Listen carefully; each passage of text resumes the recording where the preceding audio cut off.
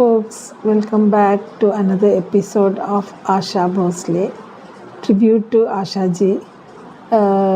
ആശാജിൻ്റെ songs ഞാൻ പറഞ്ഞില്ല, എൻ്റെ ടീംസിൽ എനിക്ക് ലതാജീൻ്റെ സോങ്സിനേക്കാളും ഭയങ്കര ഇഷ്ടമായിരുന്നു ആശാജീൻ്റെ സോങ്സ്.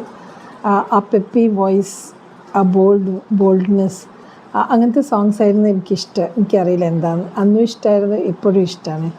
പിന്നെ എത്ര സോങ്സ് ഉണ്ട്, ചുരാലിയ, പിന്നെ ദമ്മർദം, അത് മറക്കാൻ പറ്റുമോ? ദമ്മർദം എന്ന് പറഞ്ഞാൽ ഹരരാമ ഹരകൃഷ്ണ എൻ്റെ ഒരു ടോപ്പ് ഫേവറേറ്റ് ആയിരുന്നു. സീനത്തമ്മാൻ അതുപോലെ തന്നെ. സീനത്തമ്മാൻ നല്ലൊരു ഒരു ടിപ്പിക്കൽ ഒരു ഹീറോയിൻ്റെ റോളല്ല. ടിപ്പിക്കൽ അന്ന് അവർ ഹീറോയിൻസ് എന്ന് പറഞ്ഞാൽ അത് വേറെ രീതിയിലാണല്ലോ, ഭയങ്കര എന്ന് വെച്ചാൽ ഒരുങ്ങി, പിന്നെ എന്താണെന്ന് പറയണ്ടേ, ഹോംലി ടൈപ്പ്, പിന്നെ അതുപോലെ ഡ്രസ്സിങ്സും അതുപോലെ തന്നെ. പക്ഷേ സീനത്തമ്മാൻ വന്നത് വേറെ ഹെയറും ബോൾഡ്നെസ്സും ടോക്കിങ്ങും ഡ്രസ്സിങ് എല്ലാം നല്ലൊരു രസമായിട്ട്, ആ ബോൾഡ്നെസ് ആയിട്ട് വന്നു. സീനത്തമ്മാൻ്റെ ഫാനായിപ്പോൾ ഹരരാമ ഹരകൃഷ്ണ വന്നപ്പോൾ.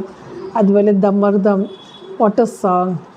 ആശാ ഭോസ്ലെ ശരിക്കും ആശാജീൻ്റെ അങ്ങനത്തെ സോങ്സൊക്കെ മറക്കാൻ പറ്റാത്ത സോങ്സാണ്, അൺറിപ്ലേസബിളാണ്.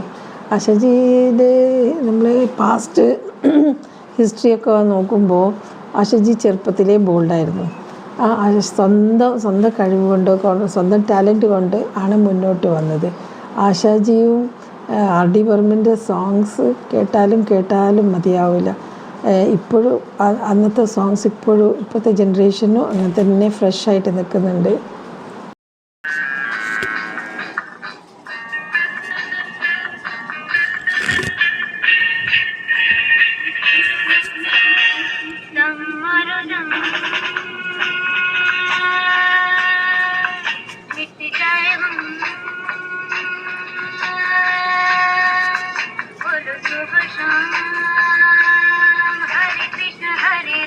Hare Krishna, Hare Ram, Hare Krishna, Hare Ram.